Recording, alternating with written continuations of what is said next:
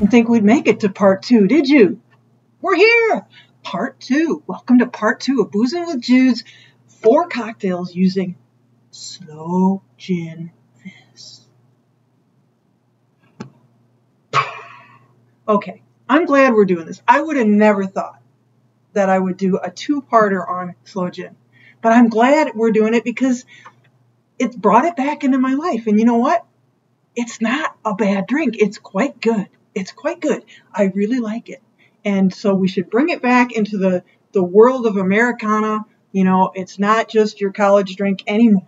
So I said I would do the next 2 that were voted on. One was a Sloe Gin Silver Fizz. Only one person voted for that. Guess what, Libby? I'm not going to do it because actually a Sloe Gin Silver Fizz is just a Sloe Gin Fizz with added Navy strength gin.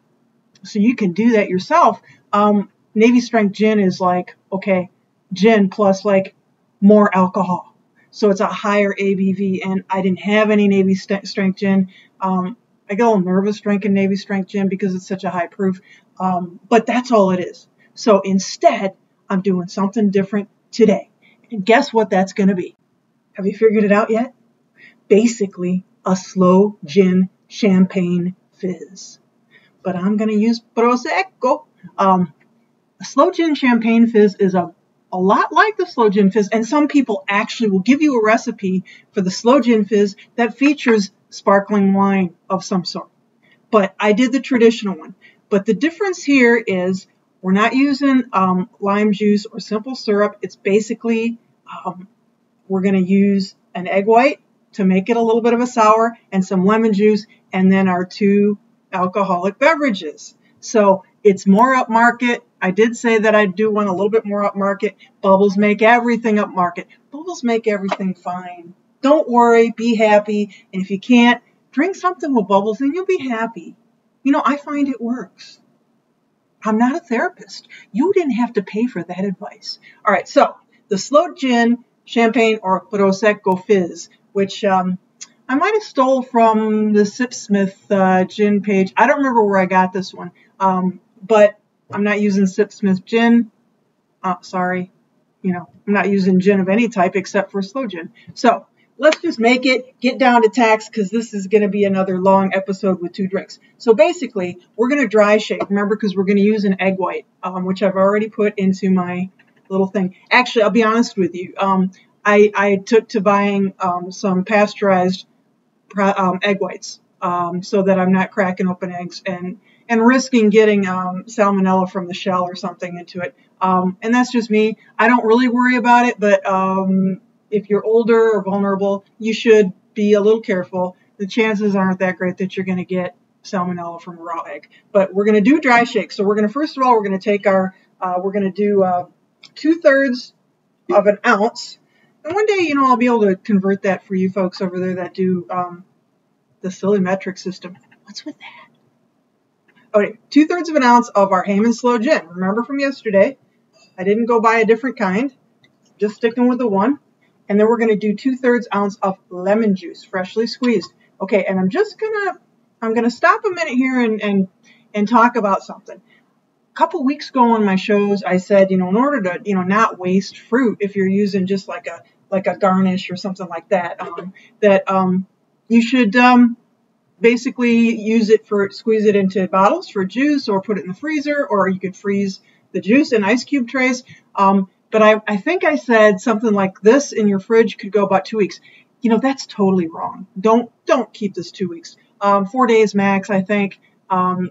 So why I said that, I don't know. I thought I knew what I was talking about, but I don't. So I've done some more reading on, you know, how long things should keep. And you don't want to, you know, risk anything with fresh juice. So 4 days, throw it away and get some more.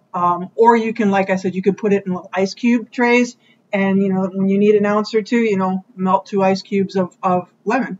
So, piece of cake. All right, so let's move on. So I've got my 2/3 in there, and I'm going to do 2/3. I just don't want anybody getting sick from my bad advice.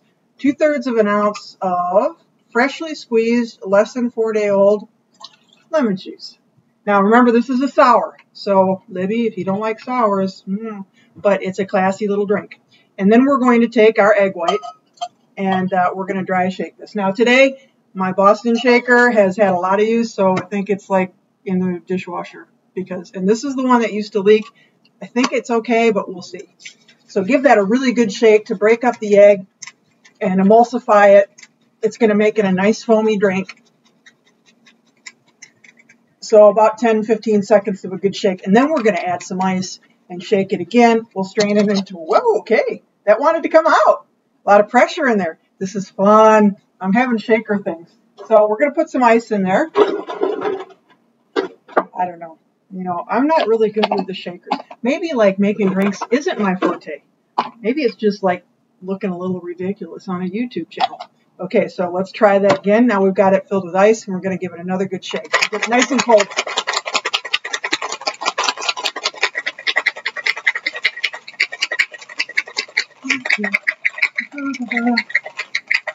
You know, this is really hard to do. It's not easy to sit here and shake stuff.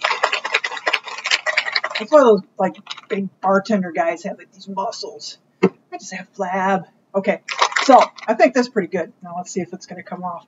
Ooh, there it is. Yay. Okay. Thank you very much. Okay, so I've had this in the freezer. I'm going to use like a champagne glass with ice that's too big to come out. You know, there's always something, isn't there? Always something. Yeah. Okay. Let me put you on pause for a second and get the ice out of the glass. I mean, one thing after another. It's just a simple drink. Okay, so here's my little, I'm going to use a champagne flute. You can use just a nice glass, whatever you want, and pour that in. It's a lovely, lovely pink color. It is a very pretty color, and it's a little foamy. I wish it were foamier. There's foam in there, but I'll tell you what. See if we can get that out. No, probably not. Oh well, that's as foamy as we're going to get it. And then we're going to, I saved this. I opened the foil because, you know, I don't want to sit here all day while you're watching my incompetence at opening a bottle of bubbly. But I think it's always a little, you know, just to be fair, to open this in front in case something really goes wrong and it's, you know, funny for you. Woohoo! Happy New Year! So, you're going to top this, and I'm going to say just about another 4 ounces. We're going to watch that, hopefully not overflow. Come on, baby, stop. Ah! Just in time. So, another reason why you want everything cold, as cold as you can get it. I probably could have shook that a little bit more because that's what's going to happen. And, you know, you could tip your glass and pour it a little more carefully. So when I taste this now, it's going to be mostly foam. I'm going to garnish this today with a little lemon. You could do like a lovely maraschino cherry if you want. I love seeing that lemon go in there. And then, you know, I love doing those dark Traverse City whiskey cherries. But today, a little lemon in here. This is going to take hours to go down, and I'm going to put more in there. But for now, here it is. Not one of my best performances, but I'm keeping it because, you know, I don't want you guys to think that I'm perfect. I mean, you know, pretty close, but how embarrassing is that if, you know, you think I'm perfect? You know, I'm not perfect. This is a foamy drink. You can't even see the lemon garnish that's now sunk down into the murky depths of this drink. But I'm going to taste it and say, here's to you guys who are sticking with me in part 2, the sequel, Boozing with Jude. It is the Sloe Gin Champagne Really, Really, Really, Really Fizz.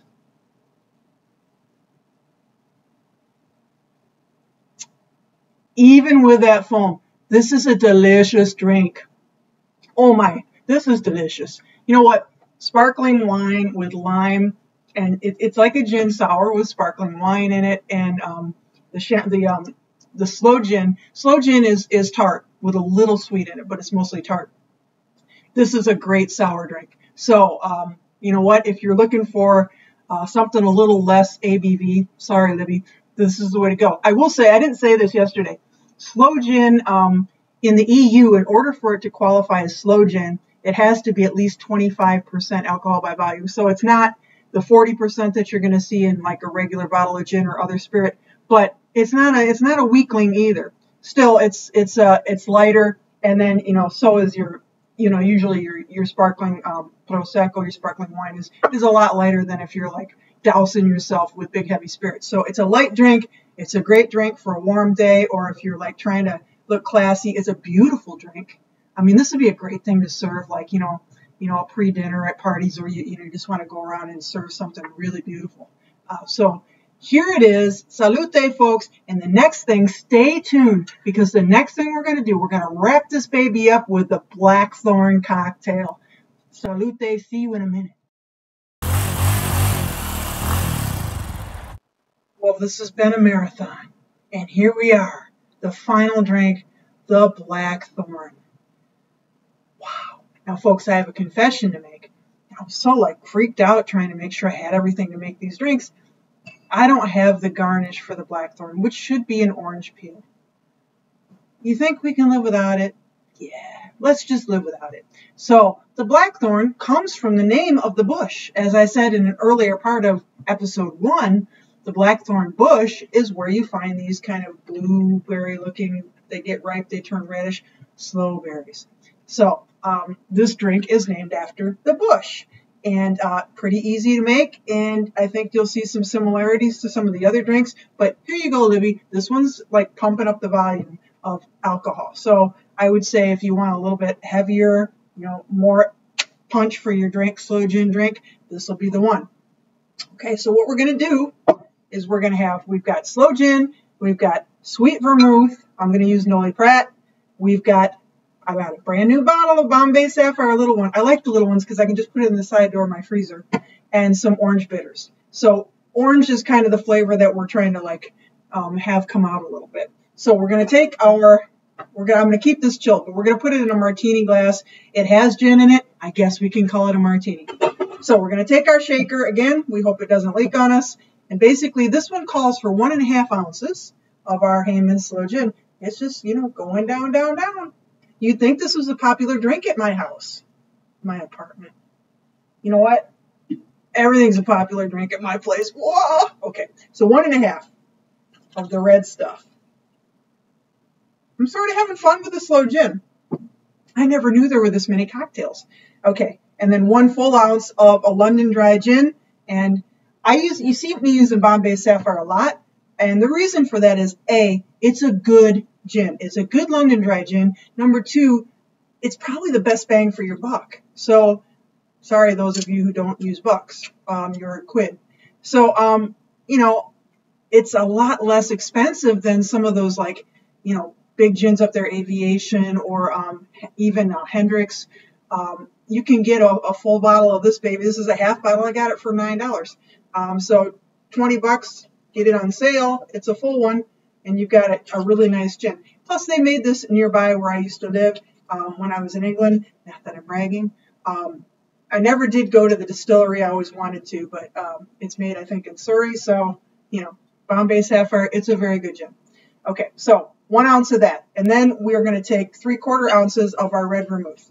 And again, you can use whichever kind you want, but I always caution you on the red vermouth. Noli Pratt's a step up from the Martini and Rossi and those sorts of things.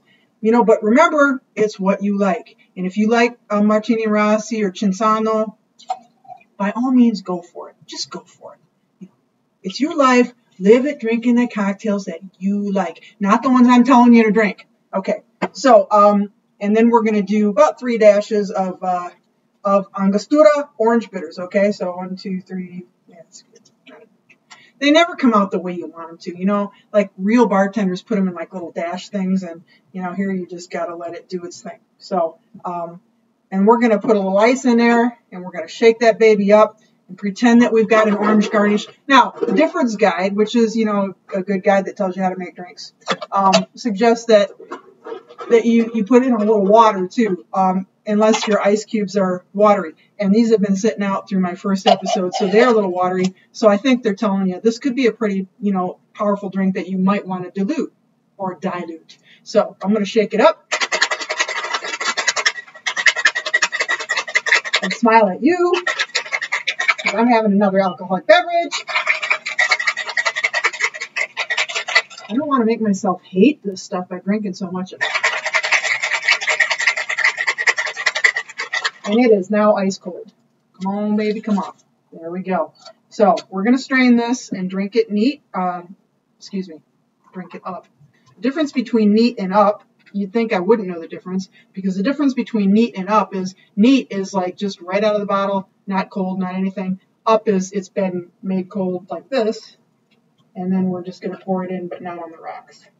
That would really look beautiful with an orange slice garnish, but we don't have one, so here it is.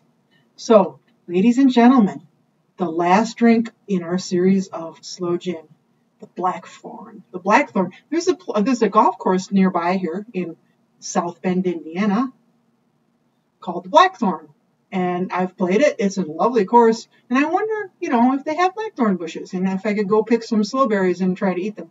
I don't know, but here it is, the Blackthorn. Here's to all of you guys who stuck with me on this one, who had a little fun in participating and voting.